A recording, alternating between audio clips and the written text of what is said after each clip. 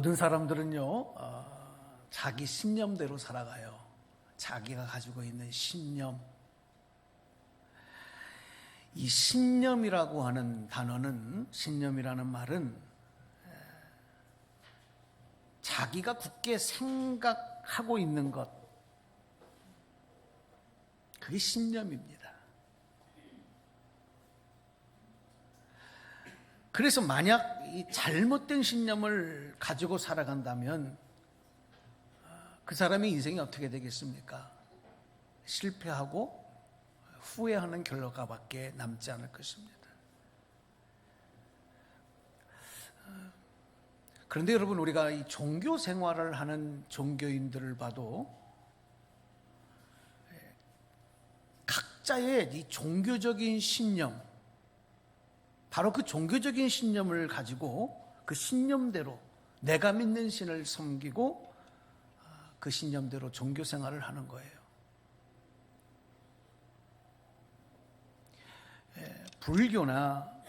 불교인들이나 이슬람교인들, 그들도 나름대로의 종교적인 신념이 있습니다.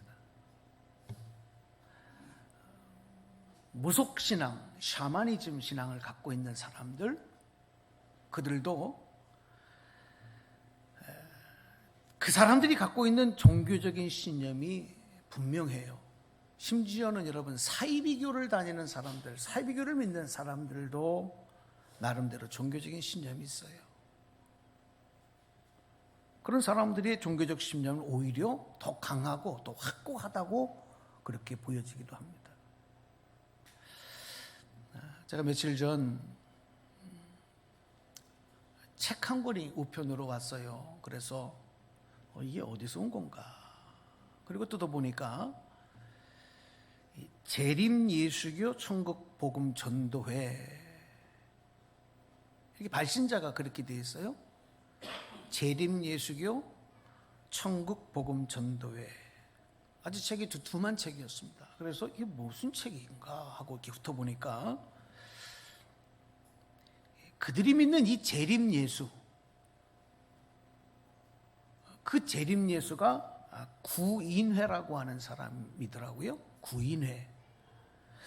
이 사람은 상습 사기죄로 이제 재판을 받고 서대문 형무소에서 1976년 1월 30일에 이미 죽은 사람이에요. 이 구인회라고 하는 사람이. 그런데 그를 재림예수로 믿는 사람들은 그가 세상 질고를 짊어지고 고난받고 죽었다, 그렇게 주장을 해요. 이 구인회라고 하는 사람이 우리나라 충남 부여에서 태어났다가 죽었기 때문에 이 재림예수교 천국복음전도회라고 하는 이 사이비교회에 다니는 사람들은 이 십자가를 떼어내고 십자가 자리에 태극기를 붙여놓습니다.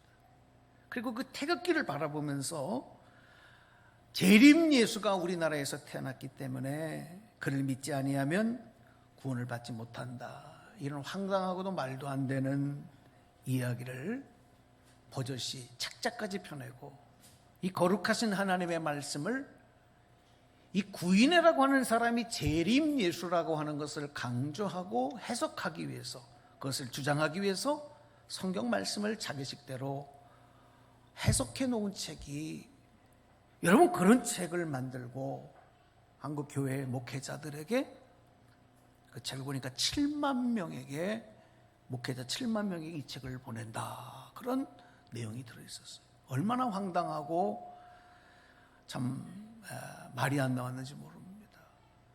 왜 이런 짓을 할까요? 그들이 가지고 있는 종교적 신념 때문이에요. 여러분, 그래서 우리가 인생을 자기 신념을 가지고, 종교 생활을 이 종교적인 신념을 가지고 하는 것은 대단히 위험한 일입니다. 네? 어떤 분을 보면 아주 그 자기가 굉장히 강한 분이 있어요. 자기가 생각하고 있는 것을 절대로 포기하지 아니하고 주장하고 관철시키려고 하는 사람들이 있어요. 자기 신념이 확고한 사람, 신앙생활하는 분들 중에도 보면 이 자기만의 종교적인 신념이 확고하게 있는 사람들이 있습니다. 대단히 그들이 훌륭해 보이는 것 같지만 여러분, 대단히 위험한 모습이다.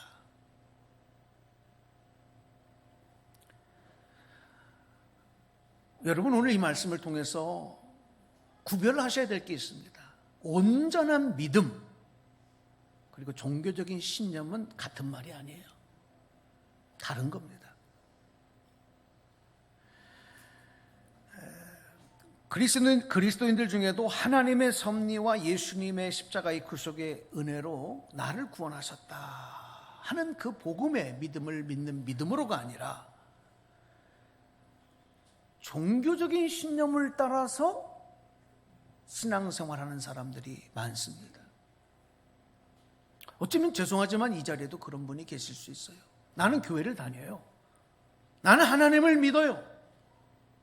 나의 종교는 기독교라고 말해요. 그런데 그들은 자기 종교적인 신념으로 많은 종교들 중에 하나 기독교를 선택을 하는 거예요. 많은 신들 중에 내가 하나님을 믿는다고 말하는 거예요. 그러나 그들의 중심에는 자기 종교적인 신념이 있어요.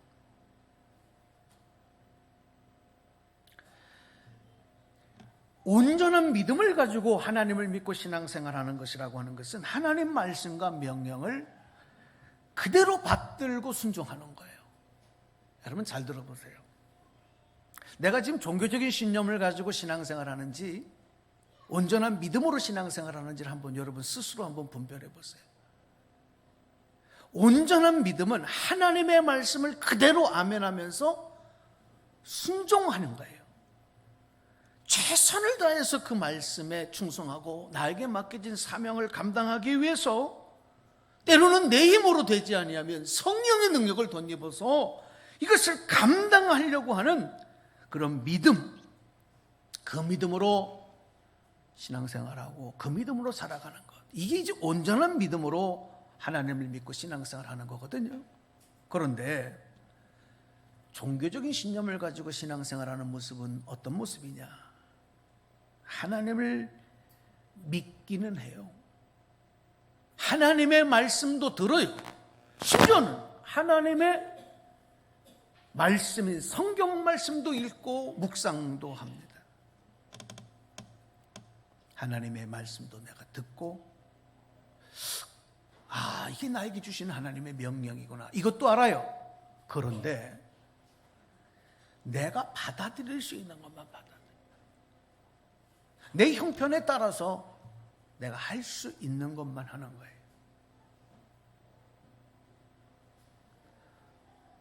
바쁜 세상 속에서 내가 실천할 수 있는 것만 하는 거예요. 이거를 누가 결정하느냐면 내가 결정하는 거예요. 내가 할 수 있는 것만 하고, 받아들일 수 있는 것만 받아들이고, 순종할 수 있는 것만 하고, 나머지는 나는 못해. 이걸 누가 결정하냐?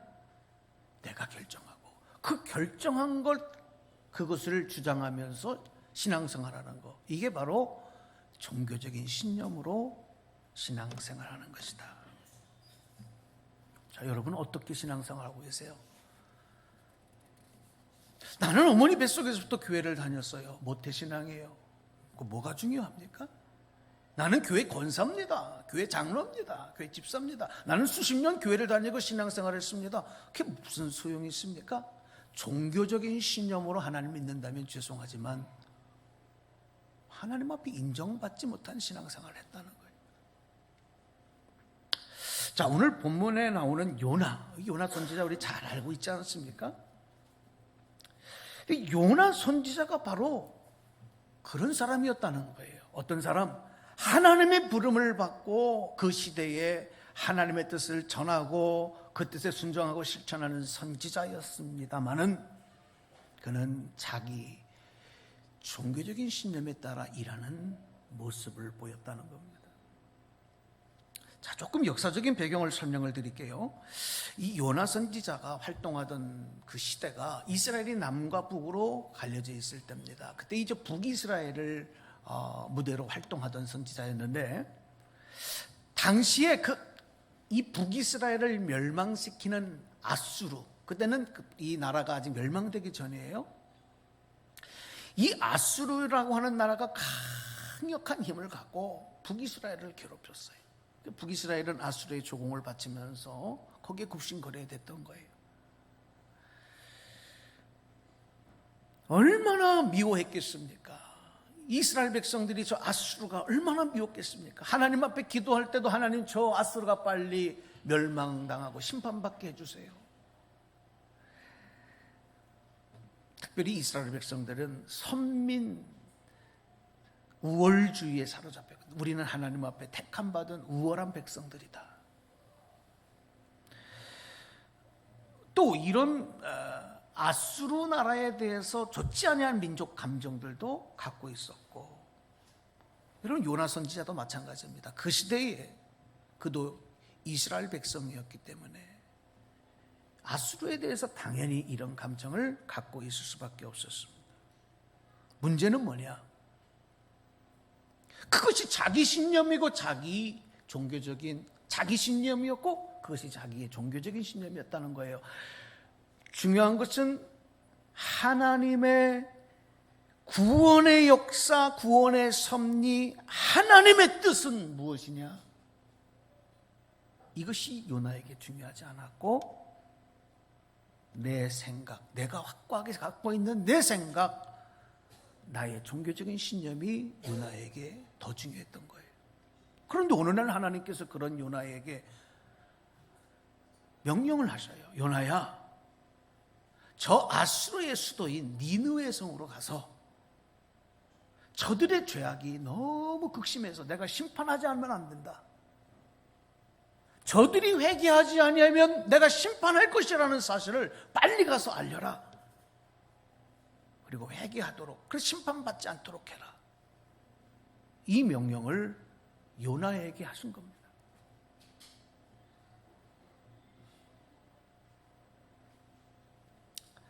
하나님의 뜻은 그들이 회개하고 모든 나라와 모든 민족을 구원하시기 위한 하나님의 뜻은 이스라엘의 적대국인 원수 나라인 이 아수르의 백성들도 구원하기를 원하셨어요.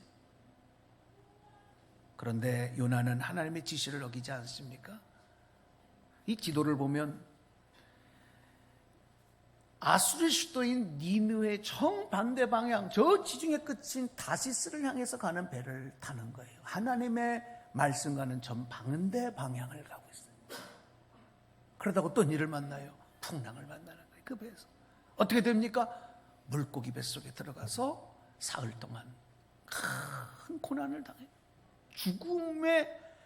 살아서 죽음을 경험하는 극심한 고난을 당하는 거예요. 거기서 깨닫는 게 뭡니까? 하나님이 그때 깨닫게 하신 것이 자기 신념대로가 아니라 하나님의 구원의 뜻에 순종해야 된다. 그거를 깨닫게 하신 거예요. 오늘 이 말씀 들으면서 여러분들이 좀 마음속에 좀 도전이 됐으면 좋겠는데, 요나를 깨닫게 하시기 위해서 섭리하신 하나님, 오늘 우리에게도 동일하게 역사하시거든. 너희가 살아가고 너희가 믿는 것이 너희들의 신념, 너희들의 종교적인 신념이 아니라 하나님의 구원의 뜻에 순종하는 확고한 온전한 믿음이 되어야 된다. 그걸 깨닫기를 바란다. 이게 오늘 우리를 향한 하나님의 뜻이에요. 여러분 깨닫는 분들 한번 아멘 합시다. 결국 물고기가 요나를 토해내게 해서 다시 살아나죠. 그 요나는 두 번째 하나님 명령에 순종합니다. 그래서 이제는 니느웨로 가죠. 거기서 하루 동안 니느웨 성을 다니면서 이 하나님의 심판의 계획을 전하지요. 그리고 회개하라고. 너희가 회개하지 아니하면 하나님이 심판하실 거다. 그런데 이게 웬일입니까? 이 아수르의 니느웨 왕과 그리고 모든 백성들이 말이죠, 이 하루 반나절만 이 복음을 전했는데, 회개하라고 하나님 뜻을 전했는데, 이 사람들이 베옷을 입고 금식을 하면서 하나님 앞에 죄를 회개하는 거예요. 그래서 결국 심판을 면하는 모습을 요나가 보게 된 겁니다. 요나는 이런 하나님의 일하심의 모습이 하나도 기쁘지 않았어요. 오히려 이런 모습을 보면서 요나가 이렇게 반응을 하는 겁니다. 자, 요나서 4장 1절에 3절 말씀을 읽어드릴 텐데 한번 말씀 보실까요? 말씀 보십시다. 요나가 매우 싫어하고 성내며 여호와께 기도하여 이르되 여호와여 내가 고국에 있을 때에 이러하겠다고 말씀하지 아니하였나이까. 그러므로 내가 빨리 다시스로 도망하였사오니 주께서는 은혜로우시며 자비로우시며 노하기를 더디하시며 이내가 크시사 뜻을 돌이켜 재앙을 내리지 아니하시는 하나님이신 줄을 내가 알았음이니이다. 여호와여 원하건대 이제 내 생명을 거두어 가소서. 사는 것보다 죽는 것이 내게 나음이니이다 하니. 아멘. 자, 여러분, 이게 지금 요나가 무슨 얘기를 하고 있냐면 하나님 앞에 성내고 있는 거예요. 하나님 앞에 지금 저항하고 있는 거예요. 이런 요나의 모습을 보시고 하나님이 그 이후에 4절 이하의 말씀을 보니까 요나야, 네가 성내는 것이 옳으냐? 이렇게 물으시면서 자기 신념대로 생각하고 행동하는 것, 그리고 하나님의 구원의 뜻과는 다른 것이다. 바로 이런 사실들에 대해서 가르쳐 주신 겁니다. 야고보서 2장 14절 말씀을 보니까 이렇게 야고보 사도는 우리에게 증거하고 있습니다. 말씀 한번 보겠습니다. 내 형제들아 만일 사람이 믿음이 있노라 하고 행함이 없으면 무슨 유익이 있으리요. 그 믿음이 능히 자기를 구원하겠느냐. 이 말씀 속에서 행함이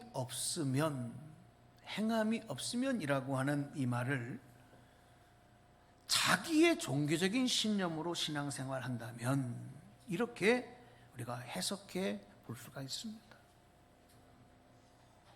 행함이 없으면, 자기의 종교적인 신념으로 신앙생활을 한다면 그 믿음이 능히 너희를 구원할 수 있겠느냐.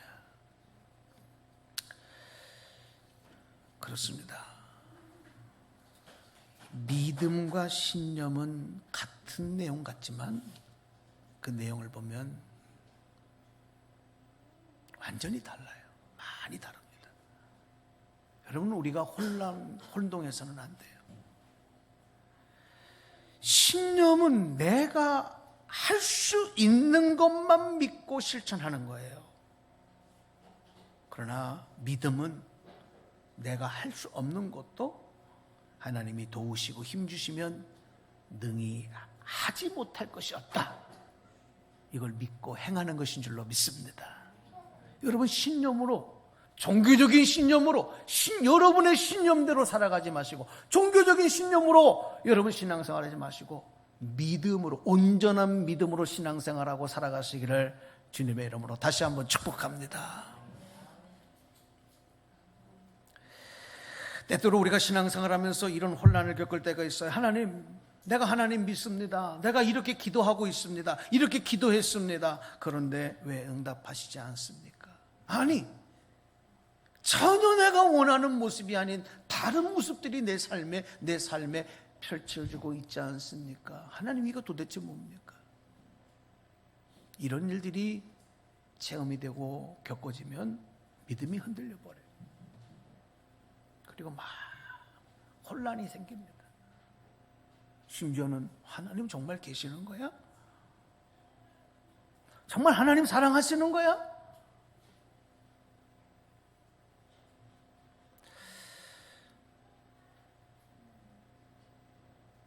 왜 이런 혼란이 생길까요?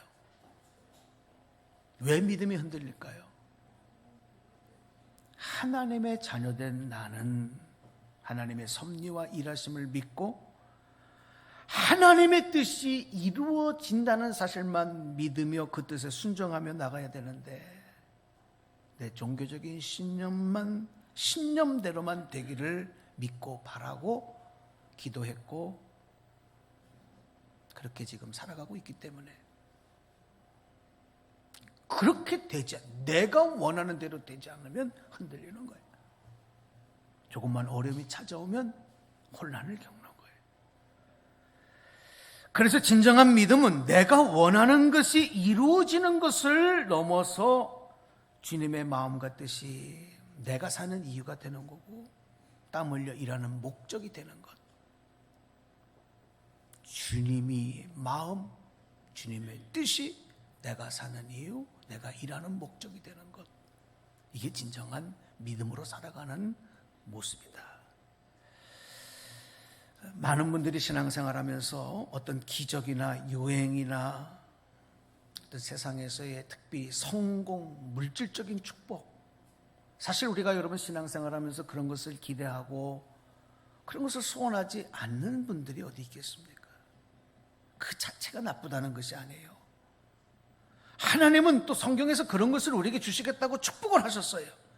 그러나 그것만을 바라고 그것만이 이루어지기를 위해서 신앙생활하는 모습은 자칫 잘못하면 자신의 종교적인 신념만 가지고 신앙생활하는 모습이 되게 만들어요. 그러니까 그것을 뛰어넘고 초월하는 게 성숙한 믿음이라는 거예요.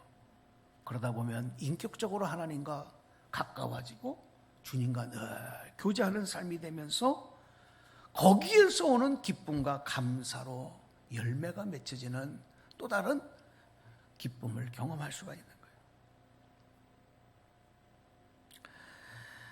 세상에 수많은 종교들이 있지만 우리 구원의 하나님을 믿는 우리 기독교, 구원의 하나님을 믿는 사람들에게만 여러분 구원의 은총이 임하게 되는 겁니다.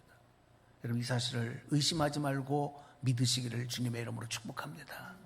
그러므로 여러분이 기독교인이 되었다. 내가 하나님을 믿는 하나님의 자녀 백성이 되었다. 이게 여러분 우리에게 얼마나 큰 은혜와 축복입니까? 여러분이 저 산속에 부처님을 섬기기 위해서 거기 가지 아니하고 이슬람교에 거기 가지 아니하고 어떤 샤머니즘 다른 사이비 교단에 빠지지 아니하고 이렇게 하나님 앞에 나와서 예배드리고 하나님 믿을 수 있다는 게 얼마나 큰 축복이에요. 왜? 여기에만 구원이 있으니까. 그런데 이 귀한 은혜를 받아놓고도 하나님 말씀을 내 방식대로 해석하고 내 방식대로 그렇게 받아들이려고 하는 이런 모습들은 전혀 하나님의 뜻과는 다른 모습으로 나아가도록 만드는 거예요. 이런 사람들이 점점 많아져요. 우리 기독교 그리스도인들 중에서 이렇게 신앙생활하는 사람들이 점점 많아지는 것을 여러분 우리가 뭐라고 그러냐면 영적인 위기다 이렇게 얘기를 해요. 여러분 지금 세상에 끔찍한 사건 사고들이 연일 이어서 터지고 있고, 야 이거 주님 오실 날이 얼마 안 남았나 보다, 이 사회적으로 참 어렵다 힘들다. 그런데 더 무서운 건 뭐냐면 영적 위기거든요. 영적 위기는 뭐냐면 믿는 사람들이 이렇게 신앙생활 하는 쪽으로 흘러가는 거예요. 온전한 믿음으로가 아니라 자기의 신념, 종교적인 신념으로 하나님을 믿는 사람들이 많아질 때 이걸 영적 위기다 이렇게 얘기를 합니다. 이 영적 위기의 시대가 오면 잘못된 종교적인 신념을 가진 지도자들도 나옵니다. 그래서 이런 잘못된 종교적 신념 가진 지도자들이 성도들에게 하나님의 말씀을 왜곡해서 자기들이 가지고 있는 신념, 자기들이 가지고 있는 종교적인 신념을 강조해요. 그러므로 성도들은 더 혼란을 겪고 손해를 보는 거예요. 그래서 성경 말씀에 뭐라고 나오냐면 항상 깨어서 쉬지 말고 기도하라. 영적으로 긴장하라는 거예요. 어쩌면 여러분 오늘 이 시대는 영적 위기의 시대로 우리가 진단할 수가 있어요. 현의적으로 신앙생활을 하려고 하고 자기 방식대로 신앙생활을 하려고 하는 사람들이 점점 더 많아지고 있거든요. 우리 인류 역사를 보면 항상 평화와 안정의 시대만 있었던 것은 아닙니다. 여러 가지 이유로 인해서 전쟁도 있었고 가난과 도덕과 윤리와 질서가 무너지고 고통과 위기의 상황들이 항상 있었지만 이런 위기의 때에 우리 믿는 사람들이 온전한 믿음을 가지고 하나님 앞에 말씀에 귀를 기울이고 그 말씀을 붙잡고 그 말씀에 입각해서 회개하고 통회하며 기도하고 하나님 살려달라고 하나님 앞에 부르짖고 그렇게 믿는 자들이 온전한 믿음으로 하나님 앞에 나아가면 그런 위기의 시대가 오히려 더 큰 축복을 이루는 기회로 하나님이 바꾸신 적이 많아요. 이 역사 가운데 그런 일들이 증거하고 있습니다. 그러나 영적인 위기의 시대에 더욱 잘못된 종교신념에 빠져서 원망과 불평으로 일관하거나 아니면 자기 배를 채우고 욕망을 채우려는 기회로 여기는 것, 하나님의 말씀보다 자기 생각과 자기의 신념을 그 우선순위에 두고 자기 방식대로 하나님의 말씀을 왜곡하고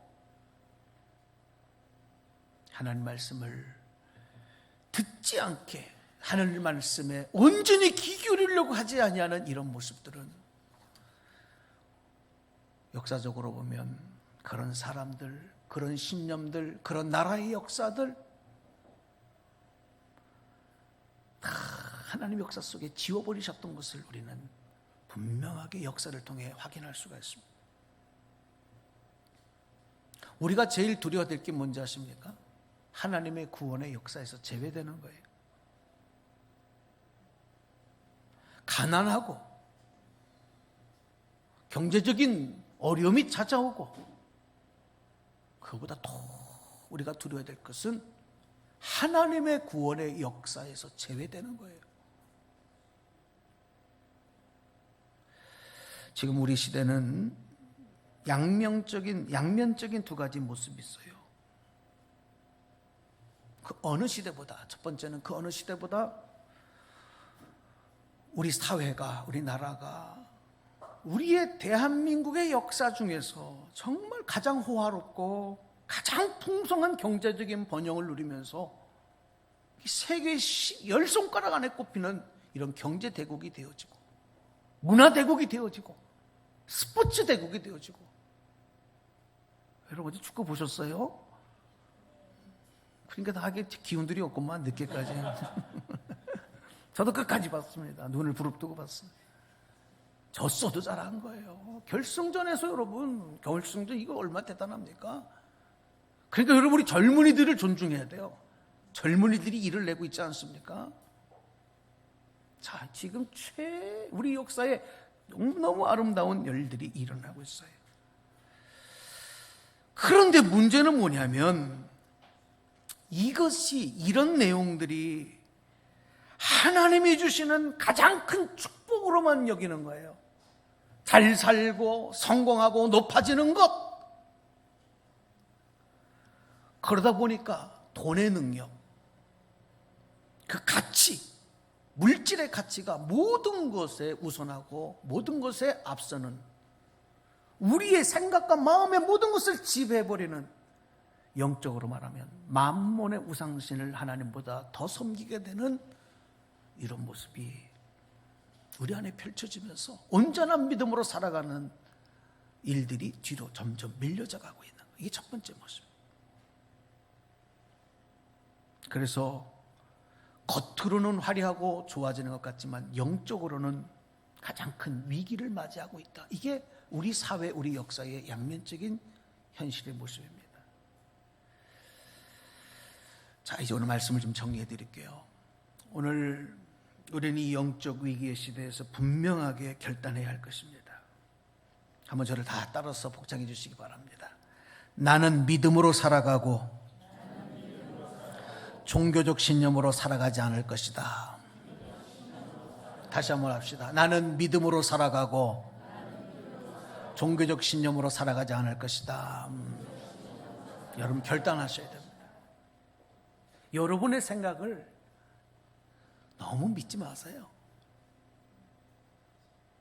여러분의 생각이 다 옳지 않습니다. 죄송하지만 아무리 내가 똑똑하고 아무리 내가 고민을 많이 하고 내가 아무리 많은 책을 읽고 지식을 가졌다 하더라도 하나님의 생각이 옳은 것이지 내 생각이 완벽하게 퍼펙트하게 진리가 될 수 없어요. 그러니까 내 신념대로 살아가는 것이 아니라 믿음으로 살아가는 게 이게 하나님의 영광 가운데 이루는 모습인 거예요.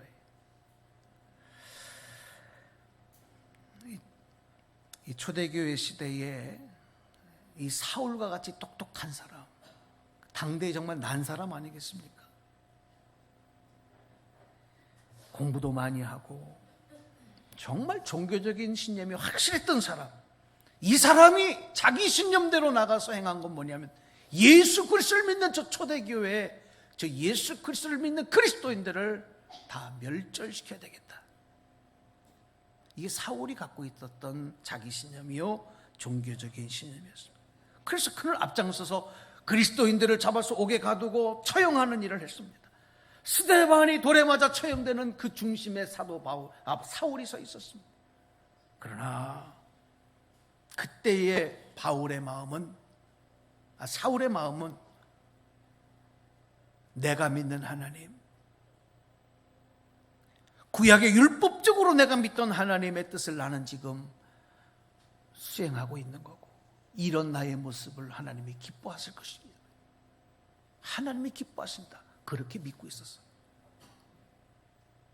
그런데 그가 다메섹에 그곳에서 예수 그리스도를 만나지 않았습니까? 그리고 진정한 하나님의 뜻과 사명을 깨닫고 나니까 지난날 자기 신념, 종교적인 신념으로 행하고 살아갔던 자신의 모습을 되돌아보면서 사도 바울은, 그 다음 바울이 되어진 사울은 내가 죄인 중에 괴수였다, 그렇게 고백한 것. 중세시대의 로마 캐톨릭은 황제까지도 세울 정도로 강력한 힘과 권력과 부를 누리면서 그들은 하나님의 뜻을 교회의 권위를 가지고, 교황의 권위를 가지고 행한다고 주장을 했습니다. 그래서 온전히 하나님 말씀에 입각한 믿음으로 행하고 살아가는 그런 사람들에게 신성모독죄를 적용시켰고, 교황권의 침해, 그리고 교회의 권위를 실추시키는 죄를 그들에게 붙여서, 또 성경을 잘못 해석한다는 이단성의 죄를 그들에게 붙여서 참혹한 종교재판을 가했습니다. 얼마나 많은 사람들이 이 종교재판을 받고 화형당해 죽었고 고통받아 죽었는지 모릅니다. 그러나 그들은 깨닫지 못했습니다. 왜? 자신들의 종교적인 신념으로만 했기 때문에 그렇습니다. 오늘 말씀 맺으려고 합니다. 여러분, 오늘 요나 선지자가 그렇게 할 수밖에 없었던 것, 어쩌면 그 시대에 요나가 나였어도 요나처럼 행동하지 않았을까? 왜? 내가 생각하는 게, 이렇게 하는 게 옳다고 생각했기 때문에. 그래서 그는 다시스를 향해서 가는 배를 탔지만 그것이 하나님의 구원의 뜻과는 다른 길이고 다른 방법인 것을 깨닫지 못했어요. 내 생각대로 되지 않는 것에 대해서 싫어하고 성내고 하나님께 따졌어요. 그러나 오늘 이 말씀을 통해서 요나서를 기록하게 하시면서 요나를 깨닫게 하신 것은 오늘 이 시대, 영적 위기의 시대를 살아가는 우리에게 하나님이 주시는 귀한 말씀이 있는 거예요. 오늘 이 말씀으로 깨닫고 온전한 믿음으로 굳게 서는 저와 여러분 다시 되기를 주님의 이름으로 간절히 축복합니다. 축원합니다. 예. 우리 조용히 한번 눈을 감아 보겠습니다.